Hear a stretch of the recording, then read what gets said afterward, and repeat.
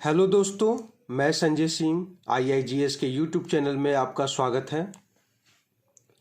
तो आज मैं आपको इतिहास का मध्य पाषाण काल के बारे में आपको बताने जा रहा हूँ। इससे पहले पूरा पाषाण काल के बारे में मैंने आपको बताया था और आप लोगों की पढ़ाई अच्छी चल रही होगी, जहाँ तक हमें उम्मीद है। तो चलिए आज हम लोग मध्य पाषाण काल के बारे में पढ़ेंगे। हमारा इंस्टीट्यूट का नाम आप लोग जानते ही हैं, IIGS, यूट्यूब चैनल भी है।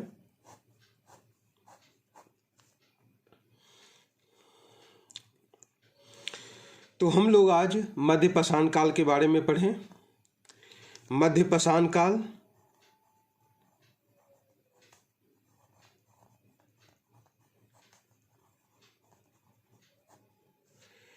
इसका जो समय है, मध्य पाषाण काल का जो समय है वो आपका 12,000 साल से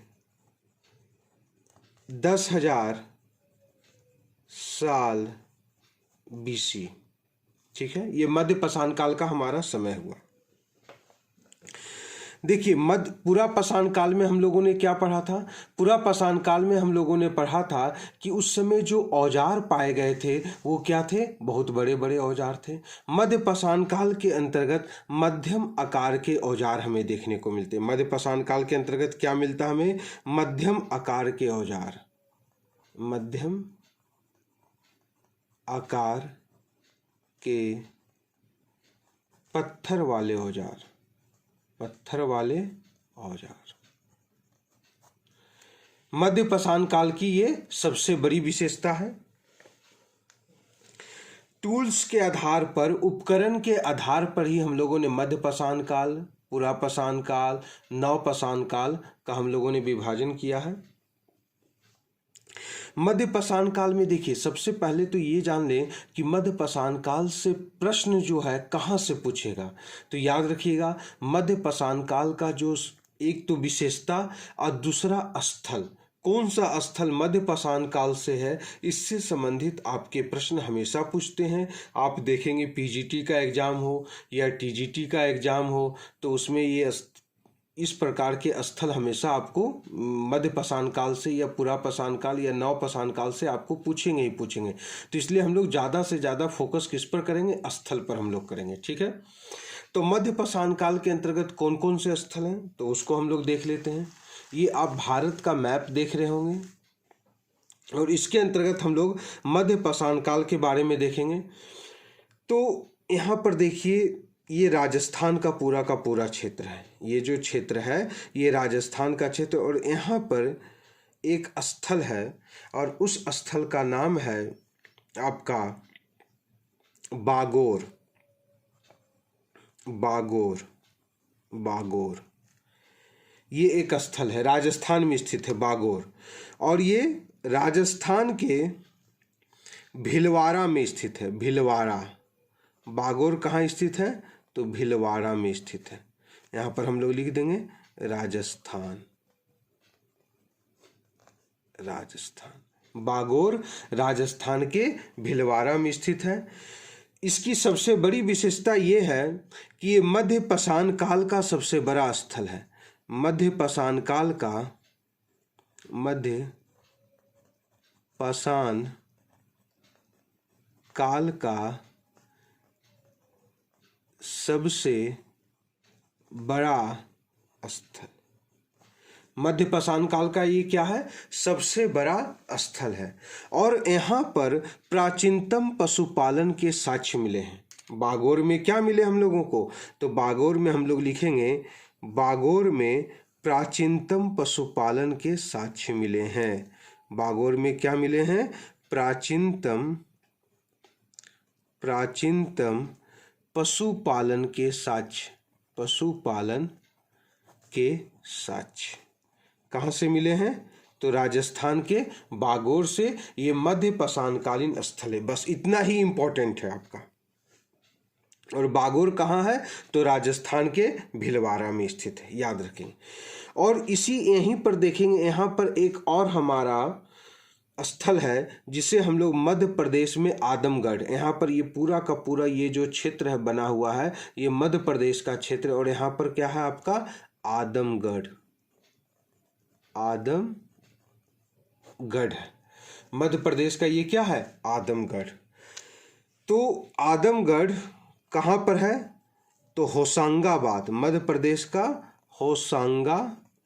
होशंगाबाद एमपी में है। मध्य प्रदेश यहाँ लिख दिए हम लोग, मध्य प्रदेश के होशंगाबाद जो है वो है। आदमगढ़ में क्या मिला है, तो आदमगढ़ में जो इम्पोर्टेंट है, यहाँ भी पशुपालन के प्राचीनतम साक्ष्य मिले। आदमगढ़ से भी पशुपालन के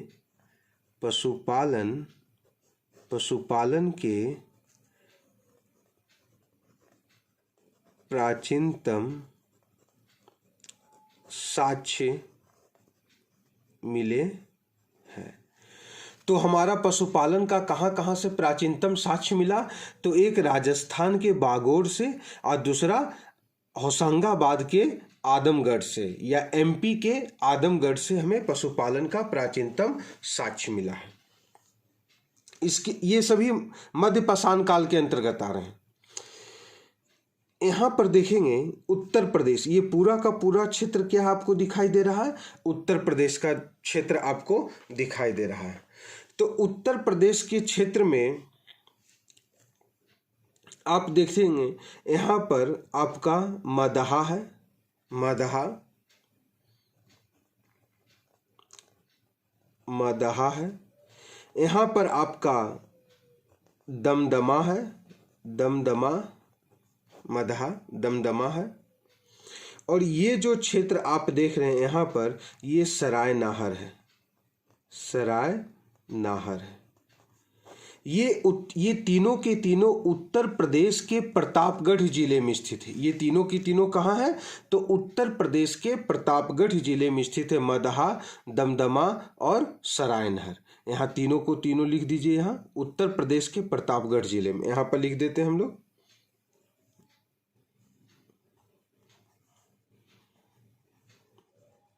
मदहा, दमदमा और सराय नाहर, ये सभी उत्तर प्रदेश के प्रतापगढ़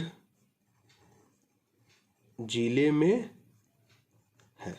ठीक है, मदहा, दमदमा, सरायनहर ये सभी उत्तर प्रदेश के प्रतापगढ़ जिले में है। तो मदहा से क्या मिला, दमदमा से क्या मिला, सराय नहर से क्या मिला है, इसके बारे में हम लोग देख लेते हैं। तो देखिए, सबसे पहले हम लोग मदहा को लिखते हैं।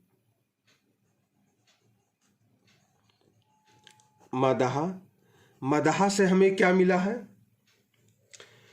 तो मदहा से मानव के अस्थि पंजर प्राप्त हुए हैं। मानव के अस्थि पंजर प्राप्त हुए हैं। मानव के अस्थि पंजर हमें कहाँ से प्राप्त हुए हैं, तो मदहा से प्राप्त हुए हैं, और सराय नहर, दोनों से। सराय नहर भी यहीं पर लिख देते हैं, सराय नाहर। तो मदहा और सराय नहर से क्या मिला, मानव के अस्थि पंजर प्राप्त हुए। दमदमा से क्या मिला है,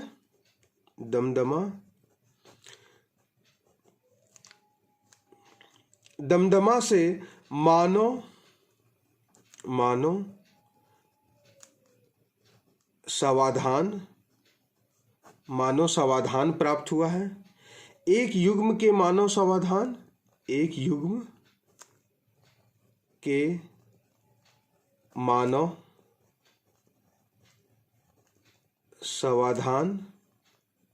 प्राप्त हुआ है। ठीक है। तीसरा, 3 मानव कंकाल एक साथ मिले हैं। 3 मानव कंकाल एक साथ मिले हैं। ये आपका कहाँ से प्राप्त हुआ है? तो दमदमा से प्राप्त हुआ है। तो हमने मदहा, सराय नहर, दमदमा के बारे में लिखा है ना। मदहा से मानव के अस्थि पंजर और सराय नहर से भी मानव के अस्थि पंजर प्राप्त हुए हैं। दमदमा से मानव समाधान प्राप्त हुआ है और एक युग्म के मानव समाधान प्राप्त हुए हैं। जोड़ा, युग्म जोड़ा कहते हैं। 3 मानव कंकाल एक साथ मिले हैं। कहाँ से? तो दमदमा से मिला है। मदहा से एक और चीज आप लोग देखेंगे, यहां पर हम लिखते हैं मदहा से,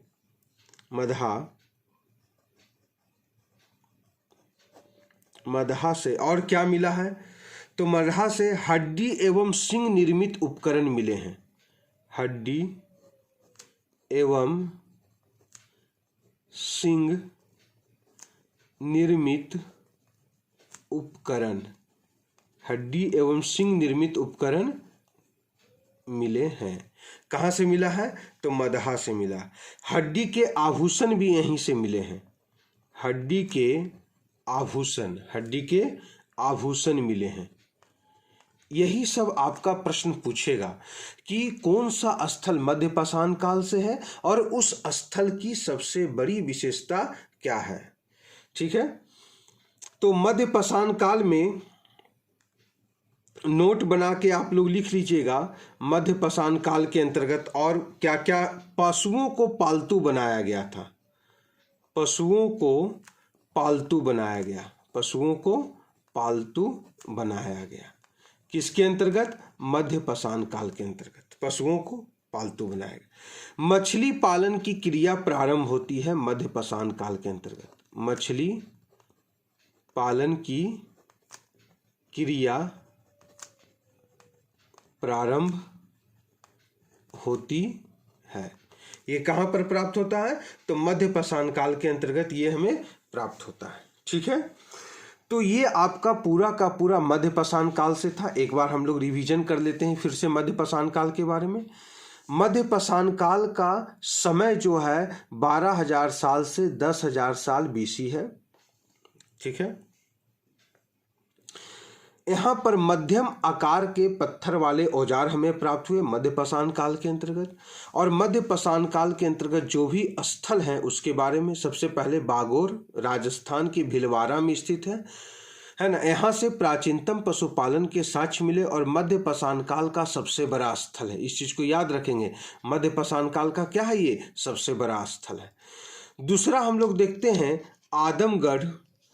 आदमगढ़ जो मध्य प्रदेश के होशंगाबाद में स्थित है और यहाँ भी पशुपालन के प्राचीनतम साक्ष्य मिले।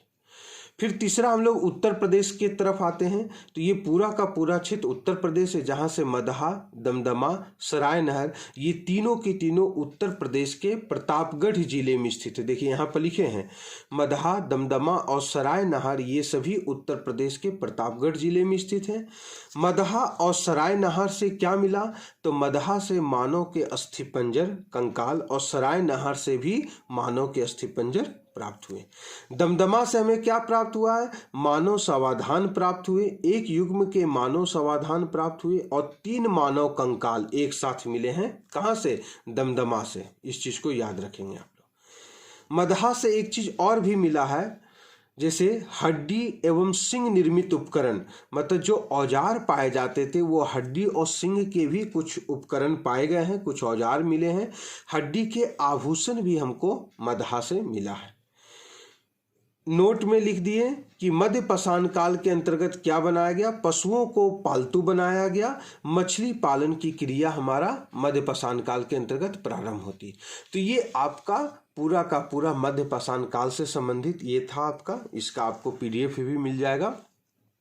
तो मित्र, मैंने आपको पूरा पाषाण काल, पहले वाला जो वीडियो हमारा देखेंगे उसमें पूरा पाषाण काल से संबंधित है, और ये आज का जो मैंने वीडियो बनाया आपको ये मध्य पाषाण काल से संबंधित मैंने आपको बताया है। और हमें विश्वास है कि आपको ये जो क्लास है बहुत अच्छा लगा होगा। और एग्जाम में सिर्फ यही आपसे पूछने वाला है कि मध्य पाषाण काल के कौन से स्थल हैं और उस स्थल की क्या विशेषता है मित्र। ठीक है, तो इसको आप लोग ध्यान पूर्वक पढ़ लेंगे। तो आज के लिए बस इतना ही रहने दें। जय हिंद, जय भारत।